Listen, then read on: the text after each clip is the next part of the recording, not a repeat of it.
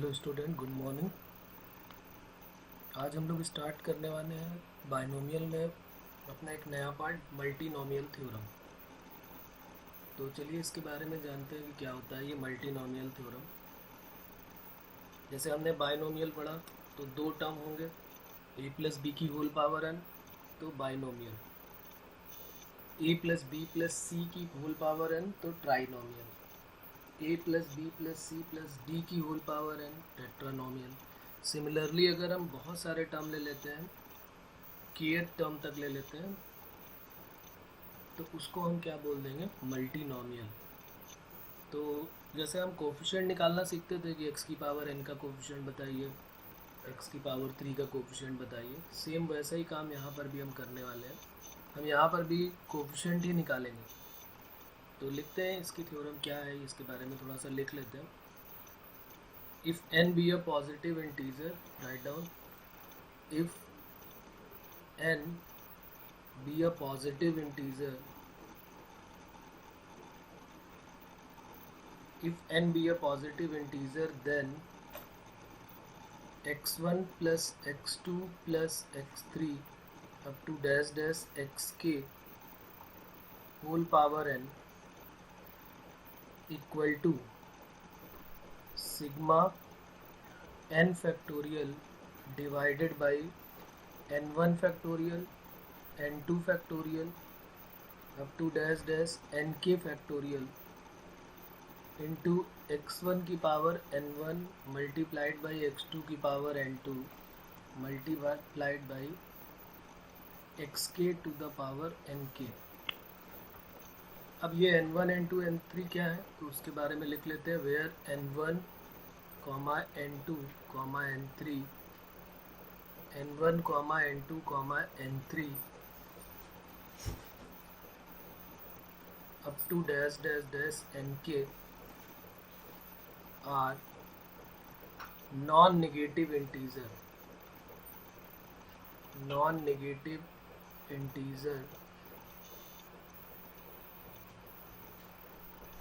and n1 plus n2 plus n3, कि जो n1 plus n2 plus n3 से लेके nk तक है, इसका सम जो है वो n के इक्वल होगा।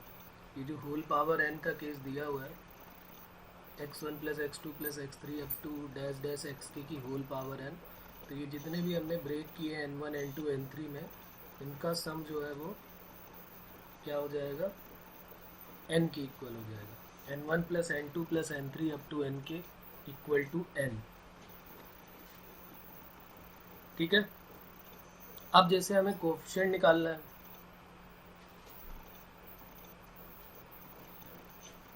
अगर हमारा दूसरा क्वेश्चन बनता है कि the coefficient of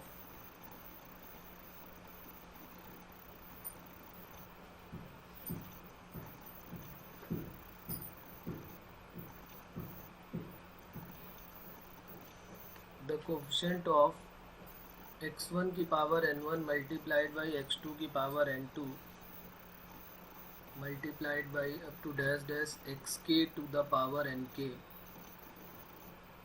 in the expansion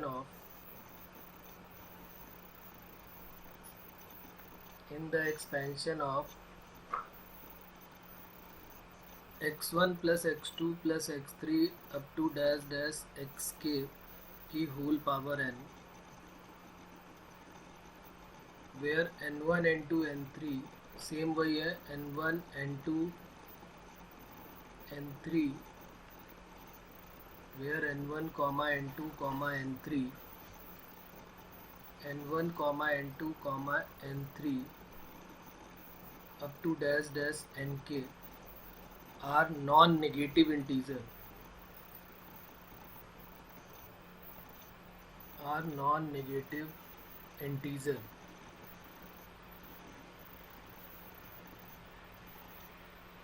such that,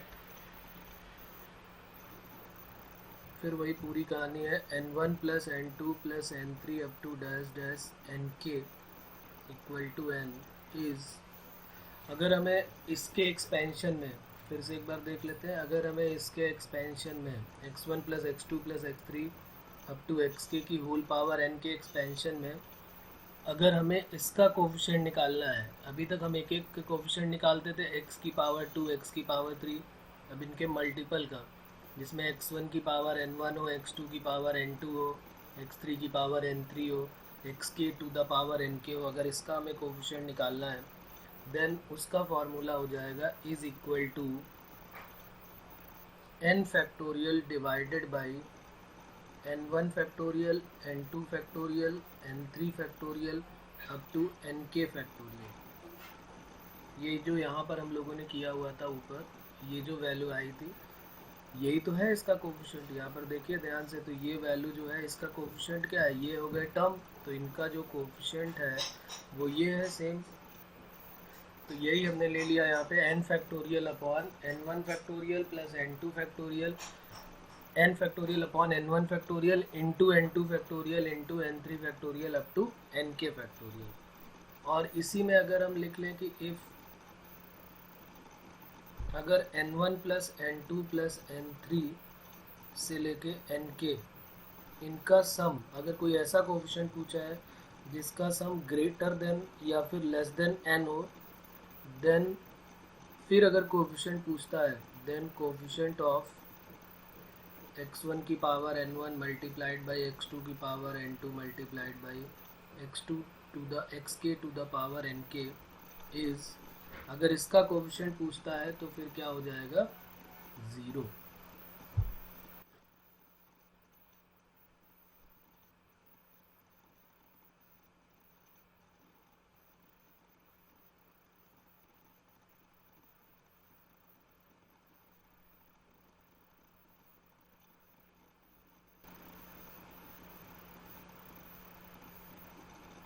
तो ये आ गया हमारा 0।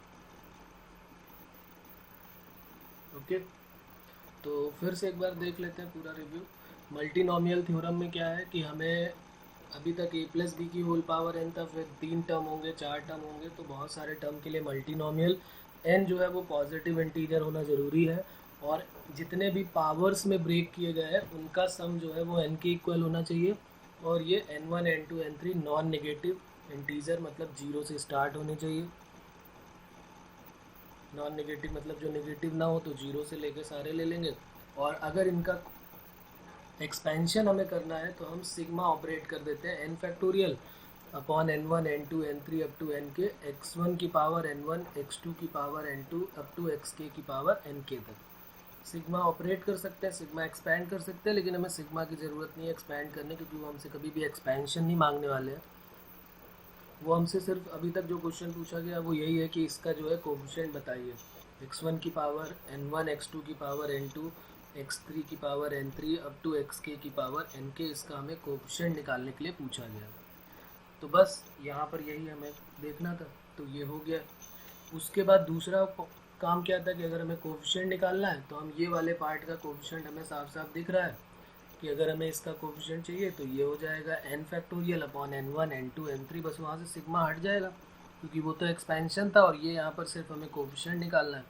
और दूसरी चीज़ ये कि अगर n1 n2 n3 से लेके nk का जो सम है अगर वो ग्रेटर देन और less than equal to n है, ग्रेटर देन n और less than n, then coefficient जो होगा वो क्या हो जाएगा, 0 हो जाएगा। उसके बाद बात करते हैं ट्राइनोमियल की। ट्राइनोमियल में क्या है, ट्राइनोमियल की अगर आप बात करेंगे तो ट्राइनोमियल में क्या है वो देख लेते हैं। इसी से बनी हुई है ट्राइनोमियल, तो ट्राइनोमियल थ्योरम भी लिख लेते हैं यहीं पर, राइट डाउन ट्राइनोमियल थ्योरम।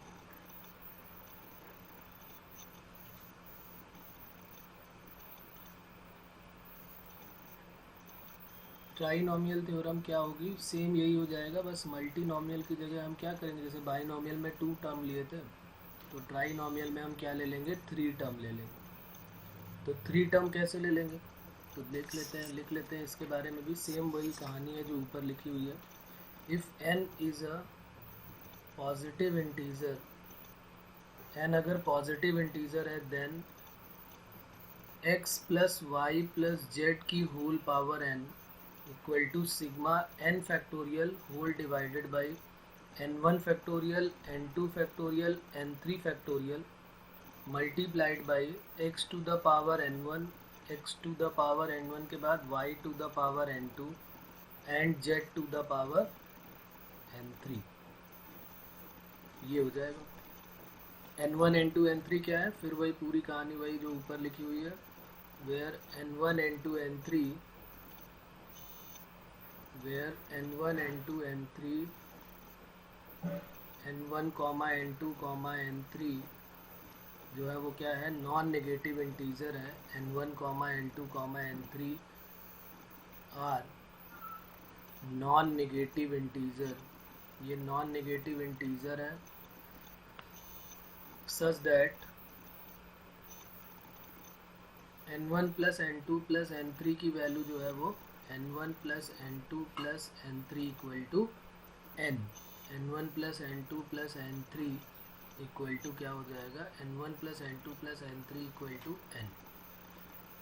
अब अगर हमें इसमें कोफिशिएंट निकालना है तो दूसरा पॉइंट हो जाएगा द कोफिशिएंट ऑफ, यही पूछा गया है जेई में, द कोफिशिएंट ऑफ, अभी हम क्वेश्चन भी इसका करेंगे, x की पावर n1 y की power n2 z to the power n3 in the expansion of x plus y plus z whole power n, where n1 n2 n3 n1 n2 n3 are non-negative integer such that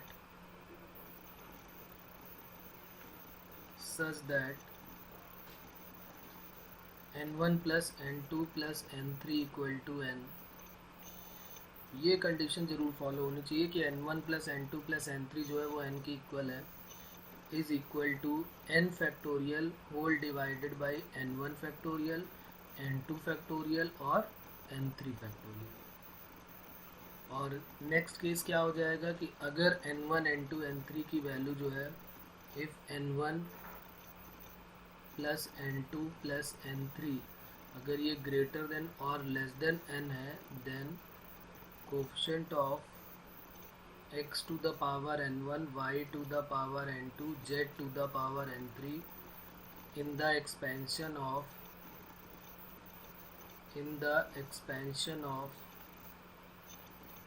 x plus y plus z to the power n is 0। तो ये क्या हो जाएगा, 0 हो जाएगा। तो ये कुछ इम्पॉर्टेंट पॉइंट्स हैं जो हमें लर्न करने हैं, इनका खास ध्यान रखना है हमको।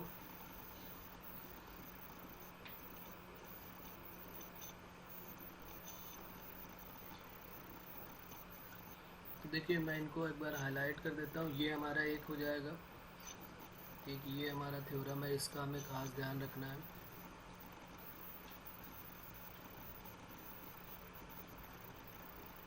फिर दूसरा पॉइंट हो जाएगा इसका, दूसरा पॉइंट हो जाएगा कि कोफिशिएंट अगर हमें निकालना है x की पावर n1, x की पावर x2 की power n2, x3 to the power n3, तो उसका ये हो जाएगा, ये सेकेंड इम्पॉर्टेंट पॉइंट हो जाएगा। और इसी से बना है थर्ड इम्पॉर्टेंट पॉइंट ये वाला, इसका हमें ध्यान रखना है कि अगर n1 plus n2 plus n3 की वैल्यू जो है वो n के तक की वैल्यू ग्रेटर देन या लेस देन है तो वो 0 हो जाएगी। इसी को देख के फिर ट्राइनोमियल, टेट्रानोमियल जो चाहो आप बना सकते हो, तो इसी को देख के वो बनाया गया है। तो इसमें कुछ खास ऐसा है नहीं, ये तो वही चीज़ें हैं जो हमने वहाँ पे लिखी हैं, बस यहाँ पर हमने 3 के लिए लिख दिया हुआ है कि अगर 3 के लिए बात करेगा तो ये हो जाएंगे साथ में, ये भी इसके साथ है। दूसरा है कोफिशिएंट के लिए, कोफिशिएंट अगर निकालना है तो वही जो वहाँ पर लिखा हुआ है वही सेम यहाँ पर भी है, इसका हमें ध्यान रखना है। ये 2020 में इस टाइप का एक क्वेश्चन पूछा गया है, तो ये इम्पॉर्टेंट है हमारे लिए, खास ध्यान रखना है इसका। अब चलिए इसका एक क्वेश्चन लिख लेते हैं, किस टाइप से क्वेश्चन आया है इसका। Find the coefficient of, write down, next question अपना लिखते हैं।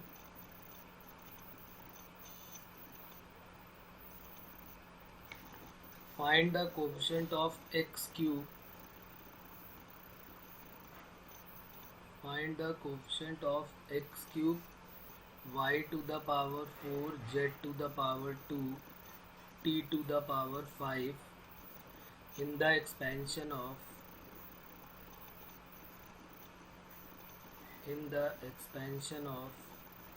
x plus y plus z plus t whole power 14 is. तो सबसे पहला काम हमें क्या करना है, हमें ये देखना है कि पावर का सम जो है, जो पावर है उनका सम क्या आ रहा है। तो पावर जितनी भी है उनका सम कर लेते हैं। तो 3 + 4 + 2 + 5, तो ये 7 और ये 7 14 हो गया। तो इसका मतलब ये करेक्ट हो गया। अब कोफिशिएंट अगर हमें निकालना है तो क्या फार्मूला था, coefficient of x³ y to the power 4 z square t to the power 5 equal to क्या फार्मूला होता था, n factorial means 14 factorial whole divided by x1 की पावर n1। तो n1 क्या है, ये लिखा हुआ है ना पावर में, n1 n2 n3 है। n1 की वैल्यू 3 है, n2 की वैल्यू क्या है 4 है, n3 की वैल्यू क्या है 2 है और n4 की वैल्यू क्या है 5 है। तो इनका सबका फैक्टोरियल से डिवाइड कर देंगे। 3 फैक्टोरियल 4 फैक्टोरियल 2 फैक्टोरियल और 5 फैक्टोरियल।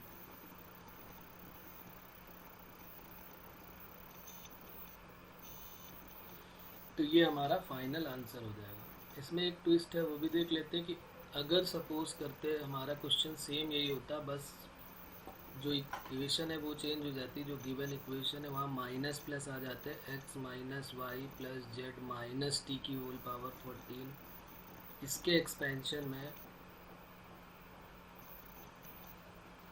हमें निकालना था x³ y की power 4 z square t to the power 5। इसका कोफिशिएंट अगर हमें फाइंड आउट करना है, सेम क्वेश्चन है बस हमने प्लस माइनस कर दिया। तो इसमें क्या हो जाएगा, अगर हमें ये निकालना है तो coefficient of x³ y to the power 4 z square t to the power 5 equal to क्या बन जाएगा, सेम ये तो रहने ही वाला है 14 factorial upon 3 factorial 4 factorial 2 factorial और 5 फैक्टोरियल। लेकिन यहाँ पर एक ध्यान देना है और कि जैसे x का कोफिशिएंट क्या है पॉजिटिव है, तो उसके 1 की पावर क्या है उसको लिखने की ज़रूरत नहीं, क्योंकि 1 की पावर 3 है, सॉरी पहले वाले की पावर 3 है।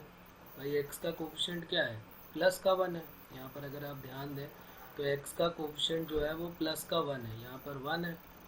x का कोफिशिएंट 1 है, y का कोफिशिएंट क्या है -1 है, z का कोफिशिएंट क्या है 1 है और t का कोफिशिएंट क्या है -1। तो जो पावर में है, जो कोफिशिएंट है उनकी पावर वही जाएगी जो यहाँ पर इसकी पावर है। x की पावर 3 है तो 1 को लिखने की ज़रूरत नहीं। -1 to the power 4 z 1 to the power 2 -1 to the power 5। तो ये सारे तो पॉजिटिव हो जाएंगे, लेकिन एक माइनस यहाँ पर ये दे के जाएगा -1 की पावर 5 से। तो 14 factorial upon 3 factorial 4 factorial 2 factorial and 5 factorial, ये हमारा फाइनल आंसर हो जाएगा। तो इस बात का हमको यहाँ पर ध्यान रखना है। चलिए तो आगे बढ़ते हैं, फिर इसके बाद क्या करेंगे,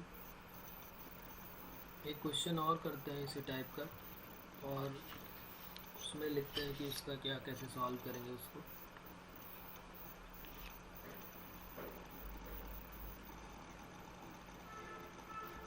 find the coefficient of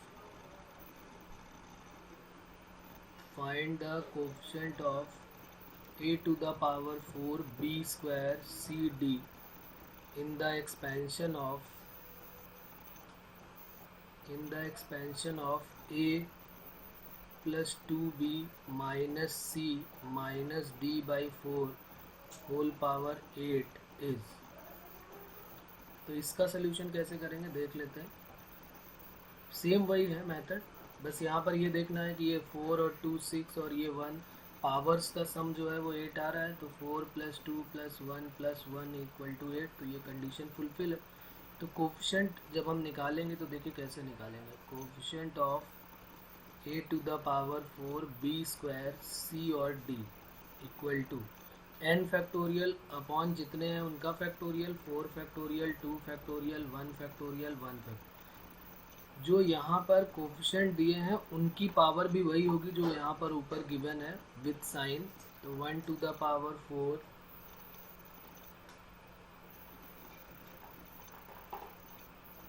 1 1 to the power 4, 2 to the power क्या हो जाएगा 2, -1 टू द पावर 1, और d का कोफिशिएंट -1/4 है, तो -1/4 टू द पावर 1। तो बस अब इसी को सॉल्व कर लेना है हमको। 8 factorial upon 4 factorial 2 factorial, 1 to the power 4 तो 1 हो गया, ये 4 हो गया, ये भी 1 हो गया, और ये हो गया माइनस, तो माइनस बाहर ले लिया हमने 1/4, तो 4 से 4 कट हो गया, तो हमारा आंसर हो गया 8 factorial upon 4 factorial into 2 factorial. और एक माइनस इसके साथ आया हुआ है, एक माइनस यहाँ पर इसके साथ आया और एक माइनस यहाँ पर आया, तो इसलिए ये ऑटोमेटिकली क्या हो जाएगा प्लस। भाई दो माइनस है ना, दोनों की पावर ऑड है तो मल्टीप्लाई होगा, तो 8 फैक्टोरियल अपॉन 4 फैक्टोरियल 2 फैक्टोरियल। इसी को बस हमें सॉल्व कर देना है। 8 into 7 into 6 into 5 divided by 2 into 1, तो 2 से बस इसको कट कर देना है, 2 4 जा 8, 4 5 जा 20 और 7 6 जा 42, तो ये हो गया 42 2 जा 840, तो ये हमारा फाइनल आंसर हो जाएगा। तो एक तो इस टाइप का केस आएगा तो हम ऐसे कर सकते हैं। दूसरा एक केस और दूसरे तरीके से भी देख लेते हैं कि अगर इस टाइप का केस आता है तो हमें कैसे करना चाहिए, वो भी एक क्वेश्चन देख लेते हैं यहाँ पर। तो नेक्स्ट क्वेश्चन है हमारा, find the coefficient of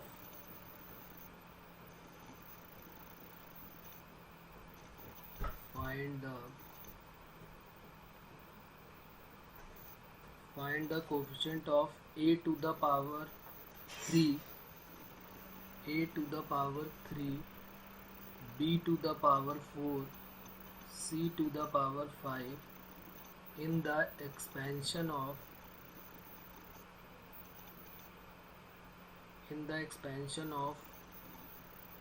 bc plus ca plus ab whole power 6। अगर इस टाइप का केस है जिसमें दो टर्म मल्टीप्लाई में दिए हैं, उनका सम करके होल पावर दिया हुआ है, तो फिर इसको कैसे करें। BC दिया है, CA दिया है और AB दिया हुआ है, और इसमें जो है वो कोएफिशिएंट A की पावर 3 का चाहिए, B की पावर 4 का चाहिए और C की पावर 5 का कोएफिशिएंट चाहिए। तो इसको करने के लिए हमें क्या करना पड़ेगा, इसको करने के लिए हमें करना पड़ेगा a टू द पावर 3 है, b टू द पावर 4 है और c टू द पावर 5 का हमें कोएफिशिएंट निकालना है इन the expansion of bc plus ca plus ab की होल पावर 6 में। तो यहाँ पर हमें जो कोएफिशिएंट चाहिए उनको हम पहले लिख लेते हैं। a क्यूब चाहिए, b टू द पावर 4 चाहिए, c टू द पावर 5 चाहिए। तो इसको हम क्या करेंगे, जो हमारा क्वेश्चन है उसके फॉर्म में लिख लेंगे। जैसे यहाँ पर ए बी लिख लेते हैं, बी सी भी लिख सकते हैं, कोई प्रॉब्लम नहीं है। ए बी लिखा, फिर बी सी चाहिए और सी ए के फॉर्म में चाहिए, तो हमने इसको मर्ज कर दिया। ए बी की पावर एक्स ले लिया, बी सी की पावर वाई और सी ए की पावर जेड ले लिया। हम पहले बी सी से भी स्टार्ट कर सकते थे, बी सी की पावर एक्स, सी ए की पावर वाई और ए बी की पावर जेड, उससे कोई प्रॉब्लम नहीं है। अब जैसे यहाँ पर पावर को, सेम पावर को एक साथ ऐड कर देंगे, जैसे A to the power X है, यहाँ A to the power Z है, तो A to the power X plus Z हो जाएगा, B to the power X plus Y हो जाएगा और C to the power Y plus Z हो जाएगा। इनको हमें इससे कंपेयर करना है, A cube B to the power 4 C to the power 5 से। कंपेयरिंग द पावर, तो x plus Z equal to क्या हो गया 3, इक्वेशन फर्स्ट बन गई। x plus Y equal to क्या हो गया 4 और y plus Z equal to क्या हो गया 5। ये 3 इक्वेशन हमारे पास बन गई। इन तीनों को हमें सॉल्व करना है और x y z की वैल्यू निकालनी है, तो हमने तीनों को ऐड कर दिया, तो क्या बन गया 2 times x plus Y plus Z, 4 और 3 7, 7 और 5 12, तो x plus Y plus Z की वैल्यू क्या आ गई 6। ये इक्वेशन 4 बन गई। अब क्या करना चाहिए हमको, हम देख रहे हैं कि पहली इक्वेशन में x प्लस जेड है, तो x प्लस जेड की वैल्यू कितनी है 3, तो y की वैल्यू क्या आ जाएगी 3, क्योंकि 6 माइनस 3 3 हो जाएगा। दूसरे में देख रहे हैं कि x प्लस वाई की वैल्यू 4 है, तो x और y की जगह पे 4 रख देंगे, तो जैसे ही आप x और y की जगह पे 4 रखोगे तो z की वैल्यू 6 माइनस 4 2 हो जाएगी। तो 3 2 5 हो गया और x plus Y plus Z total 6 है। तो 5 वैसे भी यहाँ दिया है कि वाई जेड का सम, तो x की वैल्यू क्या आ जाएगी 1। x y z तीनों का कोफिशिएंट हमको पता चल गया कि x की वैल्यू 1 है, y की वैल्यू 3 है और z टू द पावर 2 है। तो हमें किसका कोफिशिएंट निकालना था? हमें निकालना था a cube b to the power 4 और c टू द पावर 5। लेकिन हमें बी सी सी ए और ए बी के टर्म में कैसे मर्ज कर सकते थे? तो अब देखिए यहाँ पर मर्ज कर देता हूँ मैं। कैसे मर्ज करेंगे देखिए, ए बी की पावर कितना था, यहाँ पर लिखा हुआ है ए बी की होल पावर कितना था, ये लिखा है ए क्यूब बी की पावर 4। इस इक्वेशन को आप ध्यान से देखिए, इसी में मैं वैल्यू पुट कर दूंगा A cube B to the power 4 और सी टू द पावर 5। यहाँ लिखा था ए बी की whole power x, B C की होल पावर y और सी ए की होल पावर z। हमें इसी के टर्म में इसको लेके आना था। तो ए बी की होल पावर x है तो x की वैल्यू 1 है, तो ए बी की पावर 1 हो गई। बी सी की पावर y था तो ये 2 हो गया और सी ए की पावर, बी सी की पावर y था तो ये 3 हो गया और सी ए की पावर z था तो ये 2 हो गया। अगर इसको आप सॉल्व करेंगे तो यही मिलने वाला है आपको। ए क्यूब देखिए, ए यहाँ पर 1 टाइम्स है और यहाँ 2 टाइम्स, तो ए क्यूब हो गया। बी की पावर 4 दिख रहा है 1 और क्यूब के साथ, और सी की पावर 5 क्योंकि 3 यहाँ पर है और 2 यहाँ पर है तो 5। तो देखिए इस टाइप से हमको पहले ब्रेक करना पड़ेगा और जैसे ही ये ब्रेक हो जाएगा फिर कोई प्रॉब्लम नहीं आने वाली। तो फिर उसके बाद हम क्या करेंगे, बस इसके बाद तो बहुत ईजी है। Coefficient of A cube B to the power 4 C to the power 5, या फिर और करके ऐसे लिखें ए बी की होल पावर 1 बी सी की होल पावर 3 सी ए की whole power 2 is equal to, formula क्या होता है n फैक्टोरियल, तो 6 फैक्टोरियल अपॉन इनके फैक्टोरियल। यहाँ पर इनको डायरेक्ट हम नहीं रख सकते थे, इनको हम डायरेक्ट नहीं रख सकते क्योंकि हमारा जो इक्वेशन है वो फॉर्म जो है वो एक्सपेंशन जो है वो ए बी बी सी सी ए के फॉर्म का है। तो 1 फैक्टोरियल 3 फैक्टोरियल और 2 फैक्टोरियल, तो बस इसी को हमें सॉल्व कर लेना है। तो 6 इंटू 5 फैक्टोरियल अपॉन 6 इंटू 2, तो ये 6 कट हो गया, 5 फैक्टोरियल 120/2, तो 60 हमारा आंसर हो गया। तो बताइए इसमें कोई प्रॉब्लम है तो, यहाँ पर कोई डाउट आ रहा है, इसमें कोई समस्या है तो बताएं आप। अब देखिए दूसरा एक और करते हैं, इसी टाइप का एक और देख लेते हैं। अगर यहीं पर जो पावर जो है वो फ्रैक्शन में आ जाए या अपॉन में आ जाए, वो भी क्वेश्चन एक है। Find the coefficient of a to the power 5 b to the power 3 c to the power 4 in the expansion of ab plus bc by 2। एक मिनट,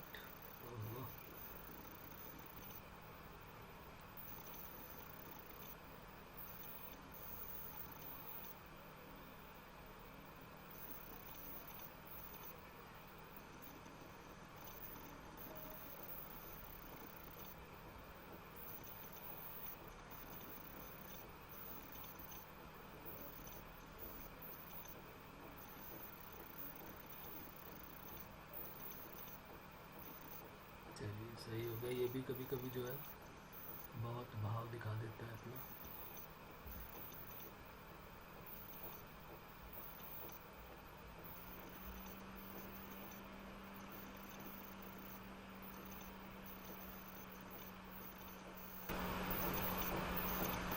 तो क्या था हमारा क्वेश्चन, एक बार फिर से देख लेते हैं। Find the coefficient of a to the power 5 b to the power 3 c to the power 4 in the expansion of A B plus B C by 2 minus C A by 3 whole power 6।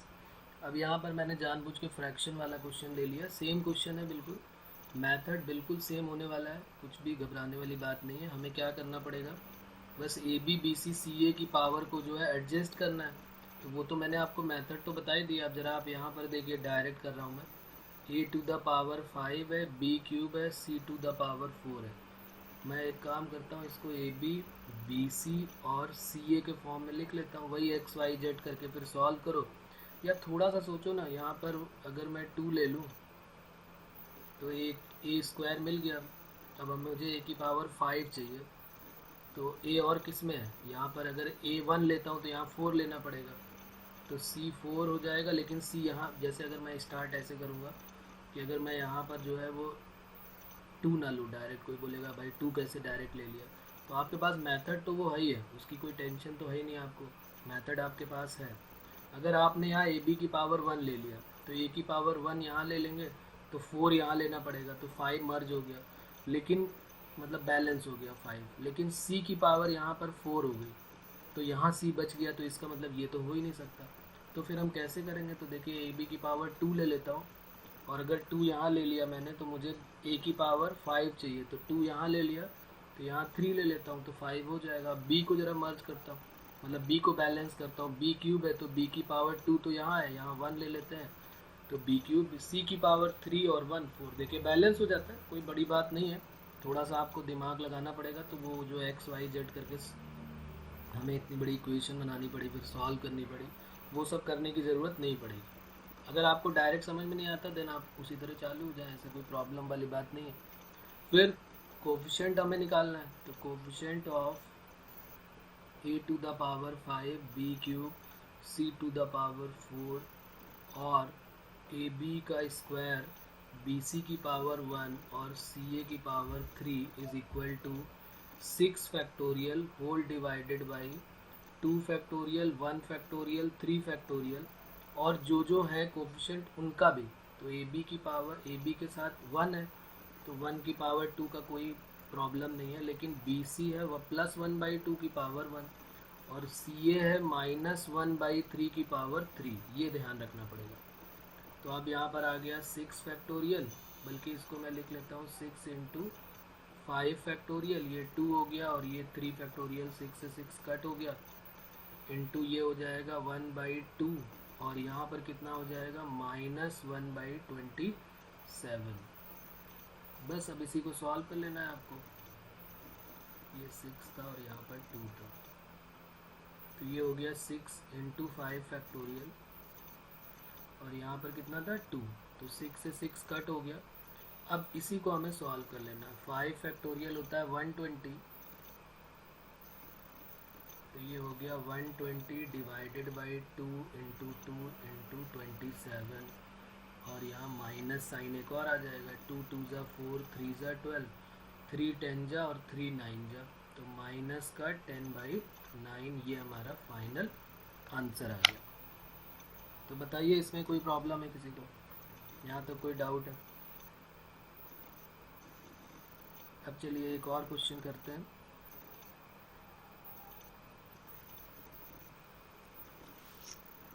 और ये homework मैं दे देता हूँ, वैसे easy है, ये आप कर लेंगे, कोई प्रॉब्लम नहीं है इसमें। फाइंड द कोफिशिएंट ऑफ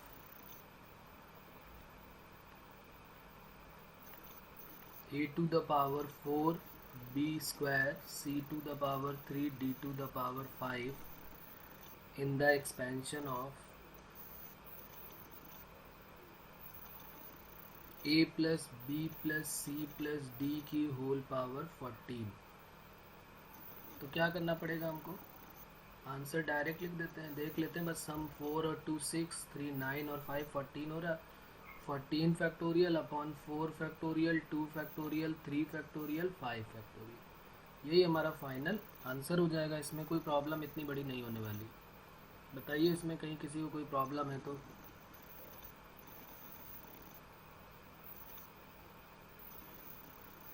ठीक है, बात क्लियर है बच्चों यहाँ तक?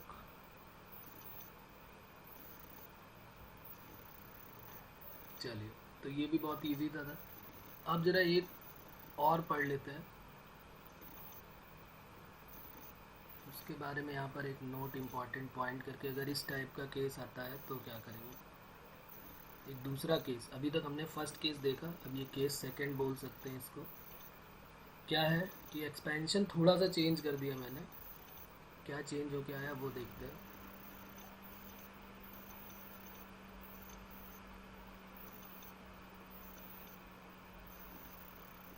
अगर हमारे पास एक्सपेंशन ये दिया हो, इफ द एक्सपेंशन, और एक्सपेंशन ऐसे दिया है a plus B X plus C X square plus D X cube up to dash dash ऐसे करके लास्ट तक गिवन है, इसकी होल पावर p है। और इसमें अगर हमें ए बी सी डी की power alpha beta gamma delta ये निकालना हो are given, then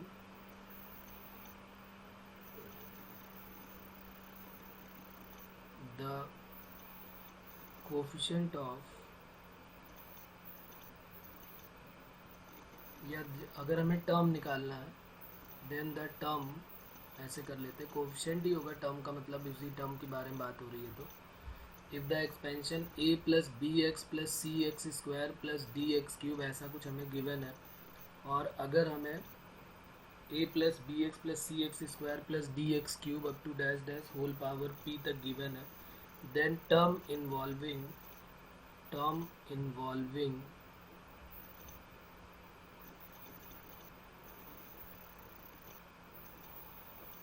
then the term involving a to the power alpha, b to the power beta, c to the power gamma और d to the power delta is equal to क्या हो जाएगा, p factorial whole divided by alpha factorial, beta factorial, gamma factorial, delta factorial, और multiply में a to the power alpha, bx to the power beta, C X square to the power gamma और D X cube to the power delta and so on. ऐसे और भी बहुत सारे term मिलने वाले हैं क्योंकि हमने अभी सी डी तक ही लिखा हुआ है। तो अगर इस टाइप का केस होगा तो हमें क्या करना पड़ेगा, अभी ये क्वेश्चन देख के समझेंगे हम लोग। Alpha beta gamma factorial delta factorial, A to the power क्या हो जाएगा alpha, B to the power beta, B to the power beta है, beta to the power beta नहीं है भाई, B to the power beta, C to the power gamma और D to the power delta multiplied by X to the power क्या हो जाएगा beta plus 2 gamma plus 3 delta and so on. X की power में और भी बहुत सारे आएंगे, और जहाँ पर ये भी लिख लेते हैं where alpha plus beta plus gamma plus delta up to dash dash, जितने भी टर्म आएंगे उनका जो सम है वो किसके इक्वल होना चाहिए, पी के। ये तो वही है। तो इसी को हम क्या बोलते हैं, ये जो टर्म हमारे पास लिखा है इसको हम जनरल टर्म बोलते हैं, इस तरह के एक्सपेंशन का जनरल टर्म। तो ये लिख लेते हैं, this expansion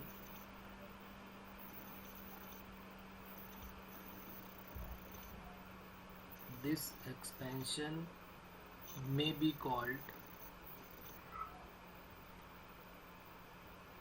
general term.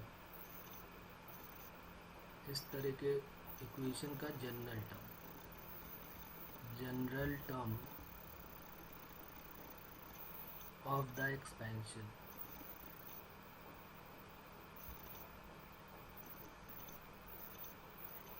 General term of the expansion. अब इसका एक क्वेश्चन लिख लेते हैं, एक क्वेश्चन करेंगे तो ज़्यादा आइडिया हो जाएगा हमको किस टाइप से आएगा। Find the coefficient of x to the power 5 in the expansion of, find the coefficient of x to the power 5 in the expansion of a plus bx plus cx square whole power 9 is। अब देखिए पहले मैं इसको एक बार पूरा solve करके आपको बताता हूँ कैसे करेंगे। सबसे पहले हम इसका जनरल टर्म लिखेंगे। तो जनरल टर्म क्या हो जाएगा, ऊपर से देख के अभी हमने पढ़ा कि जो भी होल पावर में दिया है वो n फैक्टोरियल अपॉन कितने हैं, 3 है ना, तो हमने तीनों को क्या लेट कर लिया अल्फ़ा बीटा गामा। तो क्या हो जाएगा alpha factorial beta factorial gamma factorial, और a की पावर क्या हो जाएगा a की power alpha, b to the power beta और c to the power gamma, x to the power 3 ही है ना। तो ये देखिए 3 के लिए a b c की बात अगर करोगे आप तो x की पावर अल्फ़ा, x की पावर a में तो कुछ मिला ही नहीं था, b में मिला था और c में, तो सिर्फ इतना ही पार्ट आएगा बीटा प्लस 2 गामा, सिर्फ इतना ही तो आने वाला है बीटा प्लस 2 गामा। जब दो पार्ट की ए बी सी की बात होगी तो एक्स की पावर क्या हो जाएगा, beta plus 2 gamma, beta plus 2 gamma. ये बात क्लियर है सभी को? इसमें कोई डाउट है कि क्यों लिया हमने बीटा प्लस 2 गामा? आप चाहो तो यहीं पे करके देख सकते हो। तो अब हमारे पास क्या क्या मिल गया, हमको पता चल गया कि भाई alpha plus beta plus gamma 9 की इक्वल है, और बीटा प्लस 2 गामा जो है वो 5 की इक्वल है। क्यों? क्योंकि हमें x की पावर किसका कोफिशिएंट चाहिए, क्वेश्चन में दिया है x की पावर 5 का कोफिशिएंट चाहिए। तो अगर x की पावर 5 का कोफिशिएंट हमें चाहिए तो हमें जो x की पावर है उसको किसके इक्वल करना पड़ेगा, 5 की इक्वल। तो ये इक्वेशन उसी से बनी है, और एक शुरू से हम करते आ रहे हैं कि जितने भी टर्म है उनका सम जो है वो होल पावर n के इक्वल होना चाहिए। तो ये दो इक्वेशन हमारे पास बन गई, alpha plus beta plus gamma 9 की इक्वल है, और दूसरा बीटा प्लस 2 गामा जो है वो 5 की इक्वल है। एक बात और क्लियर है कि ये नॉन जीरो है, अल्फ़ा बीटा गामा जो है ये नॉन जीरो, सॉरी नॉन, क्या बोला था, नॉन नेगेटिव। नॉन नेगेटिव मतलब जीरो से स्टार्ट है, नॉन नेगेटिव नंबर है। नॉन जीरो बोलेंगे तो जीरो वाला तो कट हो गया, नॉन नेगेटिव ऊपर से हम उतनी देर से यही लिखते आ रहे हैं कि जो अल्फ़ा बीटा गामा या जो भी है n1 n2 n3 ये क्या है, नॉन नेगेटिव नंबर है। नॉन नेगेटिव नंबर मतलब इनकी वैल्यू जीरो से स्टार्ट करनी है, किसी की भी वैल्यू जीरो से ले सकते हो। तो सबसे पहले हम इन दोनों में से, क्योंकि हमारे पास इक्वेशन जो है वो दो है, अननोन जो है वो तीन है, अल्फ़ा बीटा गामा। तो हमें कैसे करना पड़ेगा, सबसे पहले हम अल्फ़ा बीटा गामा में गामा से स्टार्ट करते हैं। चलिए सबसे पहले मैं गामा की वैल्यू ज़ीरो ले लेता हूँ। तो जैसे ही मैंने अल्फ़ा की, आप ले लो जीरो, अगर आपको प्रॉब्लम है तो आप अल्फ़ा को जीरो से स्टार्ट कर सकते हो, बीटा को जीरो से, किसी को भी। मैंने देखा कि यहाँ पे बीटा प्लस 2 गामा के टर्म में है, तो जैसे ही मैं गामा लूँगा जीरो तो बीटा यहाँ से मिल जाएगा, अल्फ़ा ऊपर से मिल जाएगा। तो गामा की वैल्यू जैसे मैंने ज़ीरो ले लिया तो अल्फ़ा कितना मिल, गामा की वैल्यू ज़ीरो यहाँ पर रखा, बीटा प्लस 2 गामा 5 है, और यहाँ गामा की वैल्यू जैसे ही जीरो रखेंगे तो बीटा की वैल्यू क्या मिल गई, 5। तो गामा जब जीरो है तो बीटा 5 है, और alpha plus beta plus gamma कितना है, 9 है। तो अल्फ़ा प्लस 5 प्लस 0 9, तो अल्फ़ा की वैल्यू क्या मिल गई, 4। तो एक हमारे पास ये मिल गया, क्या मिल गया, अल्फ़ा की वैल्यू, गामा की वैल्यू जब जीरो है तो बीटा 5 और अल्फ़ा 4, ये हमारी एक इक्वेशन मिल गई। दूसरा क्या मिलेगा, दूसरा देखते हैं, सेकेंड वाला जो है वो क्या मिलेगा। जब गामा की वैल्यू 1 ले लेते हैं, गामा की वैल्यू जब 1 लिया तो बीटा कितना मिल गया, गामा बीटा प्लस 2 गामा जो है वो 5 है, और दे लिया तो beta plus 2 into 1 equal to 5। तो बीटा की वैल्यू 5 माइनस 2 3 हो गई। तो alpha plus beta plus gamma कितना है, 9 है। तो alpha plus beta plus gamma 9 है, तो अल्फ़ा कितना हो जाएगा, बीटा हो गया 3, गामा हो गया 1 9। तो अल्फ़ा की वैल्यू 3 और 1 4, 9 माइनस 4 5। तो अल्फ़ा की वैल्यू आ गई 5। तो गामा 1 है तो बीटा 3 है और अल्फ़ा 5 है। दूसरा हमारे पास एक इम्पॉर्टेंट रिजल्ट आ गया कि भाई ये यूज़ कर सकते हो आप, इससे भी हमको जो है वो क्या मिलेगा, 5 मिल जाएगा पावर में। तीसरा केस क्या होगा, केस थर्ड केस में हम क्या करेंगे, जब हमने गामा 0 ले लिया, गामा 1 ले लिया, अब जरा गामा 2 ले लेते हैं। तो जब गामा की वैल्यू 2 ले लोगे तो beta plus 2 gamma equal to 5 है, और गामा की वैल्यू जैसे ही 2 लोगे तो ये 4 हो जाएगा 5। तो बीटा की वैल्यू माइनस 4 1 हो जाएगी, और alpha plus beta plus gamma कितना है, 9।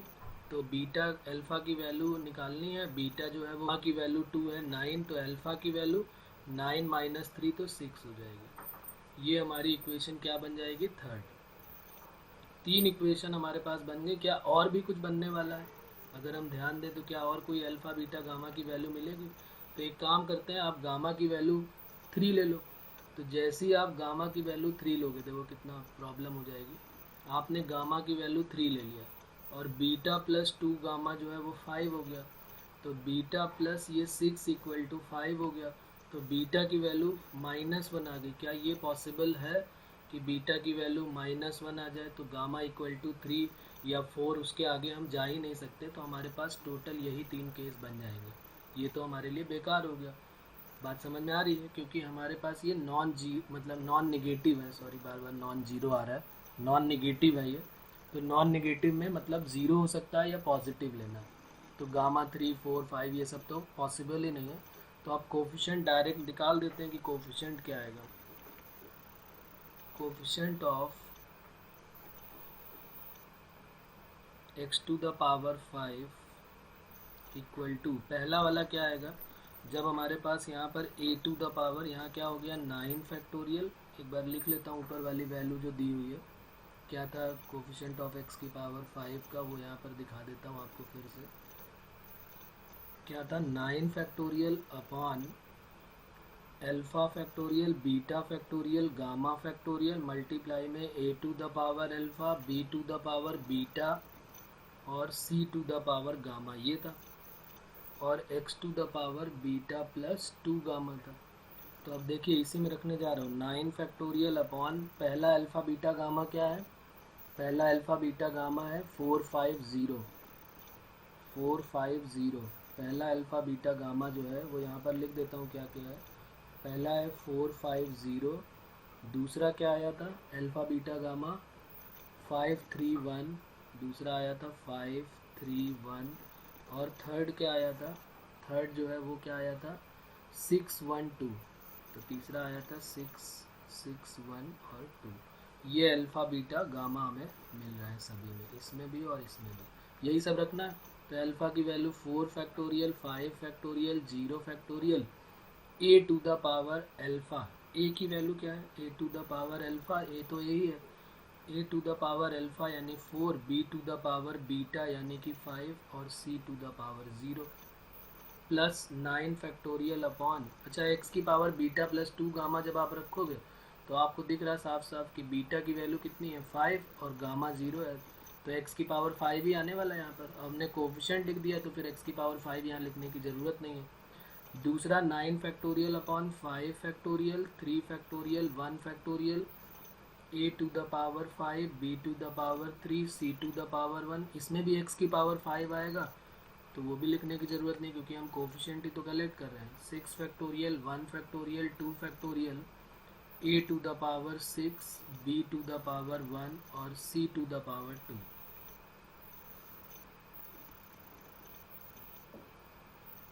अब इसी पूरे को हमें सॉल्व कर लेना है, बस इसी से हमारा आंसर आ जाएगा। तो ये मैं आपके ऊपर छोड़ता हूँ, इसको आप सॉल्व कर लेंगे, मुझे इतना भरोसा है आपके ऊपर, ये हमारा फाइनल आंसर हो जाएगा। तो ये इस टाइप के क्वेश्चन हमें करने के लिए हमें ये काम करना पड़ेगा। सिमिलरली एक क्वेश्चन और दे देता हूँ मैं आपको, आप इसको ट्राई करिएगा, बहुत इजी सा क्वेश्चन है ये। Find the coefficient of x to the power 4 in the expansion of 1 plus x minus 2 upon x square whole power 10। इसका भी जनरल टर्म, चलिए इसको भी जल्दी से बता ही देता हूँ मैं। इसका जनरल टर्म क्या हो जाएगा 10 फैक्टोरियल अपॉन p फैक्टोरियल या अल्फ़ा बीटा गामा या पी क्यू आर, जो भी आप लेट करना चाहें, पी क्यू आर या अल्फ़ा बीटा गामा 1 की पावर p है। अब यहाँ पर ये ध्यान रखना है कि कोफिशिएंट है, यहाँ पर 1 है, यहाँ पर x है, x की पावर q है, और -2 अपॉन एक्स स्क्वायर है, इसकी पावर r है।